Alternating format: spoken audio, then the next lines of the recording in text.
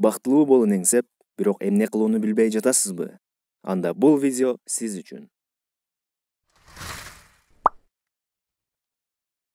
Ассалому алейкум, урматтуу көрөрман. Биздин каналга кош келиңиз. Кунт коюп угуп, олуттуу ой жүгүртүүңүздү өтүнөбүз. Анда эмесе баштадык. Деги бакыт деген эмне? Бул суроого ар ким ар түрдүү жооп берет. А сизчи, муну кандай түшүнөсүз?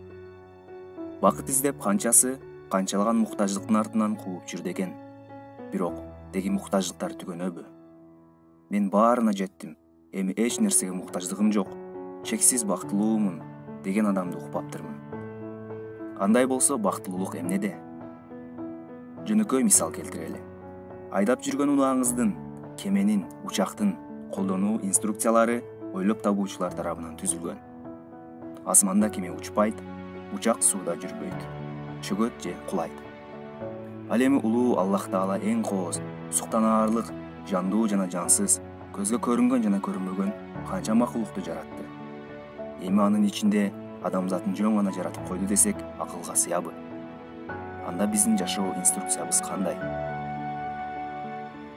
Аллах Таала айтат: Мен жин жана адамдарды өзүмө сыйынуулары үчүн гана жараттым.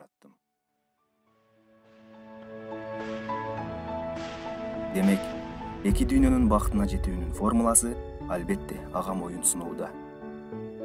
Түбү жок, дүйнөлүк муктаждыктарда эмес. 5 күндүк өмүрүн улуу жаратуучусун тааныбай өткөргөн инсан кандай гана бактысыз. Ал эми тескерисинче, ага моюн сунуп, анын ыраазычылыгына жеткен пенде чексиз бактылуу.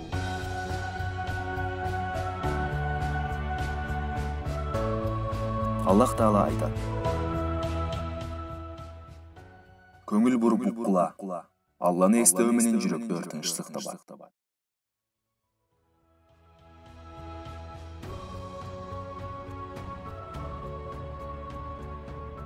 О, менин бир тууганым, сиз издеп жүргөн бакыт жүрөгүңүздүн тынчтыгы эмес беле?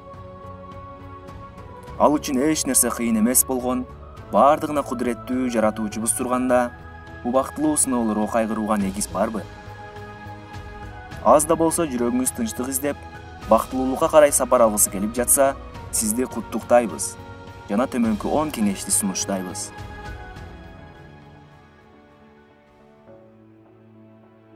Бирөөлөргө жакшылык кылыңыз.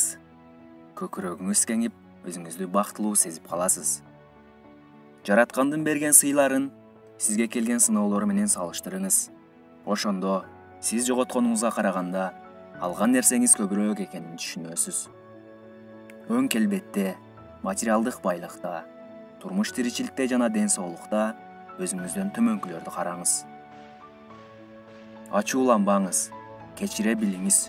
Башкаларды түшүнө билүүгө жана айкөлдүк кылууга үйрөнүңүз. Өмүр өтө кыска экенин эсиңизден чыгарбаңыз. Тообо кылып, жараткандан кечирим сурооңузду жаңылап туруңуз. Аллага күнөөкөр болуудан качыңыз, анткени күнөө жашооңузду ууландырат. Кырсык болуп кетсе кантем деп ойлой бербеңиз. Ар нерсенин өз убагы, ченеми болот. Башыңызга келе турган нерсе сизди айланып өтпөйт. Ал эми сизге келбей турган нерсе баары бир келбейт. Кылган жакшы ишиңиз үчүн эч кимден рахмат күтпөңүз.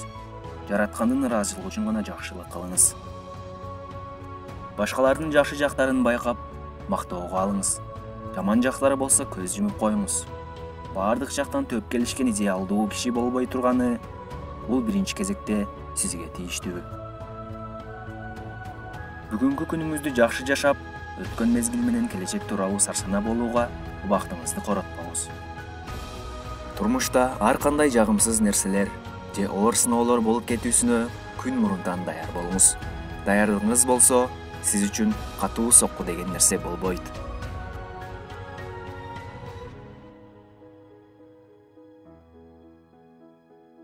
Урматтуу көрөрман, видеобуз сизге жакты деген үмүттөбүз. Башкаларга бөлүшүп, жакшылык ишке себепкер болуңуз. Кийинки видеобуз китеп окуунун пайдалары тууралуу болмокчу. Биздин каналдан жан дүйнөңүзгө жана акылыңызга пайдалуу азыктарды алып тура аласыз. Жалпыбызга жараткандын тынчтыгы болсун.